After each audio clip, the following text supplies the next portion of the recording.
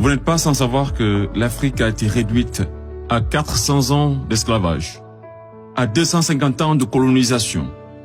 Et aujourd'hui encore, l'Afrique est sous la domination de ces délinquants, ces va-t-en-guerre, criminels en col blanc, ces salauds et mafieux de la pire espèce.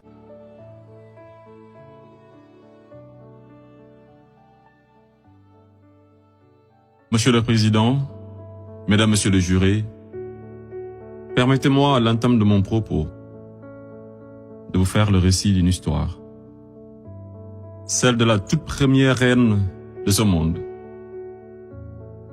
Une reine d'une beauté légendaire, au cœur pur et généreux, à qui la nature avait fait don de richesses inestimables. Ses enfants étaient nombreux, de vrais génies qui firent la découverte des mathématiques, inventèrent l'écriture, l'art, la médecine, l'architecture et tant d'autres sciences qui ont tracé les prémices du futur. Ils vivaient tous libres et épanouis, jusqu'au jour où la malédiction frappa la reine de plein fouet. L'ange de la mort venait de guider une vieille dame venue des contrées lointaines, dévastées par la sécheresse, qui fut pendant très longtemps à la recherche d'une île autrefois appelée Eldorado. Elle parvint enfin à déposer ses valises aux portes de cette île aux multiples trésors cachés, accompagnée de ses enfants les plus assoiffés, puis songea à construire un cheval de Troie qui sera offert en signe d'amitié, et lui fit don également de nombreux présents, parmi lesquels une boîte de Pandore. Le malheur s'empara alors de ce gigantesque royaume, entraînant la chute de sa reine, la mort de certains, et l'exil d'autres des plus valeureux. Ce fut l'effondrement d'une civilisation qui aura duré des décennies, une histoire plagiée et falsifiée. Fin de l'histoire. Monsieur le Président, je mesure combien il est difficile pour un jeune avocat d'Afrique, sans aucune expérience et qui n'a nulle connaissance des affaires géopolitiques, de plaider pour la mère Afrique contre l'une des mafias les plus dangereuses au monde, la France-Afrique. Cependant, quoique trop inférieur à mes adversaires, j'ose espérer que je serai tout de même en mesure de vous exposer clairement les faits, afin que vous n'ignoriez aucune partie de l'objet sur lequel vous êtes appelés à vous prononcer. Je vous prie alors de m'écouter avec bienveillance. Mesdames, Messieurs les jurés, vous n'êtes pas sans savoir que l'Afrique a été réduite à 400 ans d'esclavage, à 250 ans de colonisation. Et aujourd'hui encore, l'Afrique est sous la domination de ces délinquants, ces va-t-en-guerre, criminels en col blanc, ces salauds et mafieux de la pire espèce. Objection! Objection rejetée. Modérez votre langage. Désolé, Monsieur le Président.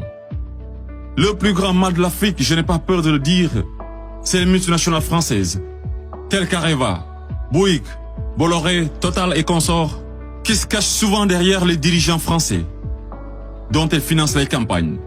Et en contrepartie, ces derniers sont tenus de mettre la pression sur certains dirigeants africains, qui, de peur de finir comme un Thomas Sankara, ou un Sylvanus Olympio, ou encore un Muammar Kadhafi, pour ne citer que cela, se voient contraints de leur accorder le plus gros marché, sans passer par aucun appel d'offres, sans oublier toutes les mallettes d'argent qui sont envoyées en direction de l'Élysée, pendant que les pauvres Africains crèvent de faim dans les quartiers délabrés.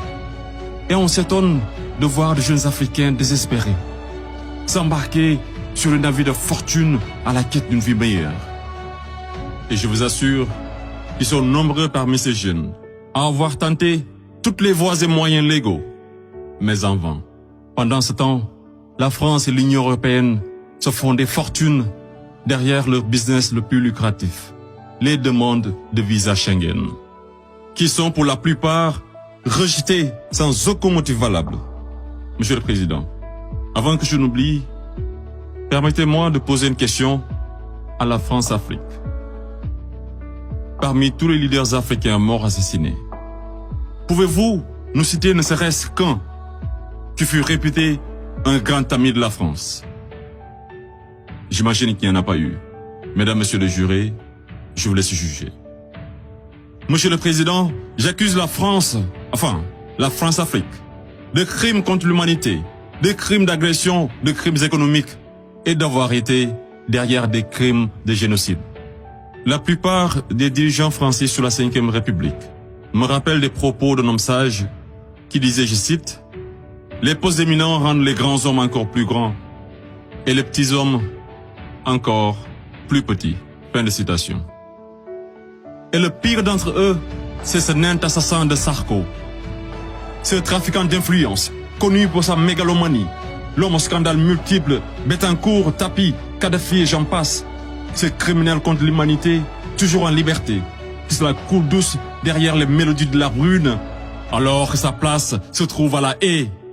Vous lui direz que malgré tous ces mensonges, avec la complicité de certains médias, que le monde entier, et les Africains en particulier, connaissent toute la vérité sur les véritables raisons de l'assassinat de Kadhafi, sous les applaudissements de Bernard-Henri Lévy, et sur la chute orchestrée de Laurent Gbagbo, qui aurait commis un crime de lèse-majesté en voulant tout simplement ouvrir son pays à la concurrence internationale, en exprimant aussi sa volonté d'établir un rapport d'égal à égal avec la France, et en souhaitant revoir le contrat qui liait son pays à l'entreprise Bouygues.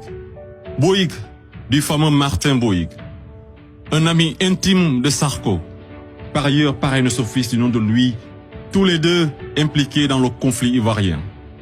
Ce n'est pas un hasard. Mesdames, Messieurs les jurés, ai-je besoin d'en rajouter un mot pour que vous compreniez ce jeu d'échecs qui se joue sur le dos de pauvres Africains, alors qu'ils doivent tout à l'Afrique? C'est grâce aux Africains que vous avez une république que vous appelez la France. C'est grâce aux Africains que vous êtes enrichis. C'est grâce aux Africains que vous avez aujourd'hui votre statut de 5e puissance mondiale avec un droit de veto au sein de l'ONU. Et c'est encore grâce aux Africains que vous avez 2 Coupes du Monde à votre compteur. Qu'attendez-vous encore des Africains? Qu'on vous ramène la Lune? Ayez au moins un peu de décence et respectez les Africains, surtout les Noirs et les Arabes qui vivent en France. Monsieur le Président, je voudrais par ailleurs, et si vous me permettez de parler brièvement de la Cour pénale internationale. Il est un proverbe qui dit « Dis-moi qui tu fréquentes et je te dirai qui tu es ». Je propose de jeter un coup d'œil sur le profil des procureurs de la CPI.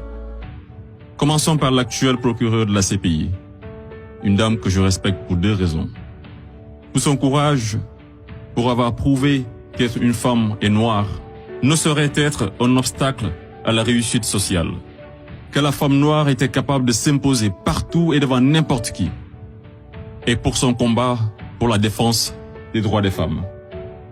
Mais devrions-nous faire semblant d'oublier qu'elle fut procureure générale, proche collaboratrice et conseillère juridique du président, et ministre sous l'une des pires dictatures de l'histoire de l'Afrique, sans jamais démissionner?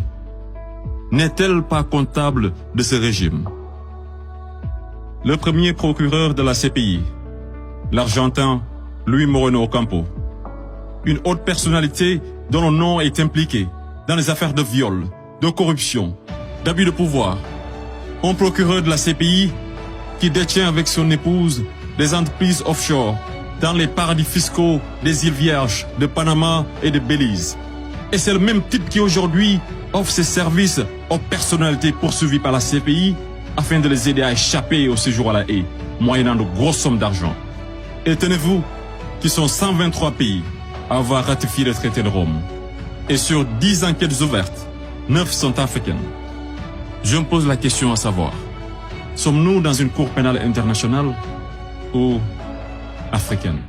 Voilà une cour qui représente pour les Occidentaux un instrument d'oppression et de domination des Africains et de leurs dirigeants.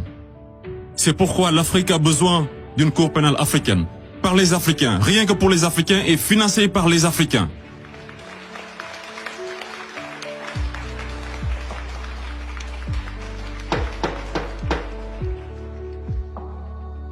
Monsieur le Président, je ne suis qu'un jeune ignorant qui ne prétend point détenir toute la vérité.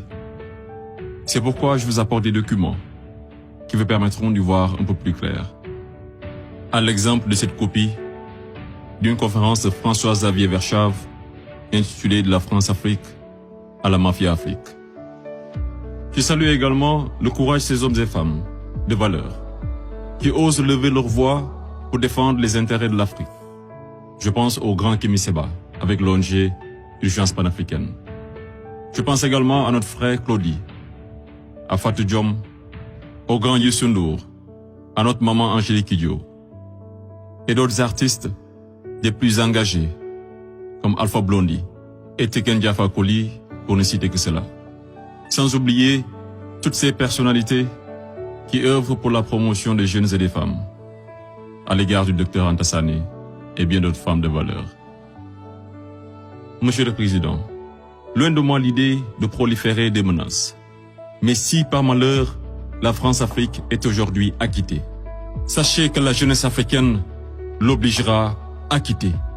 Elle se mobilisera davantage et réunira toutes ses forces vives, hommes et femmes de valeur, sans exception d'âge, intellectuels, sportifs de haut niveau, artistes de renommée internationale et sympathisants de l'Afrique. Et tous mèneront une campagne dévastatrice par tous les moyens pacifiques afin de dégager un par un ces bénéwiwi, présidents marionnettes de la France-Afrique, en faveur de vrais leaders panafricains véridiques qui auront le courage de mettre fin à la domination de cette mafia et qui décideront de la fin de la plus grosse arnaque de l'histoire, le franc CFA.